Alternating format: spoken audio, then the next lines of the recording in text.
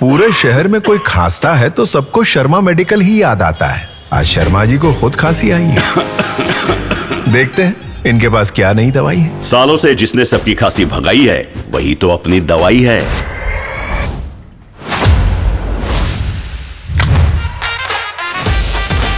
कफमा natural cough syrup, सालों से सूखी खांसी का सबसे असरदार इलाज। कफमा नेचुरल कफ सिरप, कफ हो कफमा लो।